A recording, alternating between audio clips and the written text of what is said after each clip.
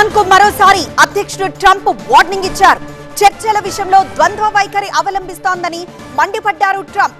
మిత్ర దేశాల అభ్యర్థనతోనే military operation ను ఆపేశామన్నారు ట్రంప్. అయితే డీల్ చేసుకోకపోతే ఇరాన్ తీవ్ర పరిణామాలు ఎదుర్కోబోతోందంటూ ట్రంప్ వ్యాఖ్యానించారు. ఇరాన్ పూర్తిగా లొంగిపోవాల్సిందేనని అల్టిమేటం జారీ చేశారు.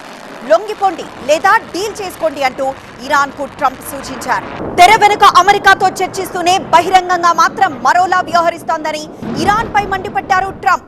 ఇరాన్ నాయకత్వం ద్వంద్వ వైఖరి ప్రదర్శిస్తోందని విమర్శించారు. అయితే పశ్చిమాసియా మిత్ర దేశాల జోక్యంతో ఇరాన్తో చర్చలకు మొగ్గు చూపినట్లు చెప్పారు ట్రంప్. అయితే ఇరాన్ పూర్తిగా లొంగిపోవాలి లేదంటే డీల్ సెట్ చేసుకోవాలని అల్టిమేటం జారీ చేశారు అమెరికా ప్రెసిడెంట్. ఇరాన్తో దౌత్యపరమైన చర్చలు మొదలయ్యాయని, సమీప భవిష్యత్తులో మరిన్ని చర్చలు జరుగుతాయని ప్రకటించారు. ఇరాన్ పై భీకర దాడులు చేయాలని భావించినప్పటికీ మిత్ర దేశాల అభ్యర్థనతో ప్రస్తుతానికి మిలిటరీ ఆపరేషన్ ను నిలిపివేస్తున్నట్లు తెలిపారు. సరైన ఒప్పందం కుదరకపోతే ఇరాన్ తీవ్ర పరిణామాలు ఎదుర్కోక తప్పదని, ఆ దేశం పూర్తిగా లొంగిపోవాల్సిందేనని ట్రంప్ స్పష్టం చేశారు.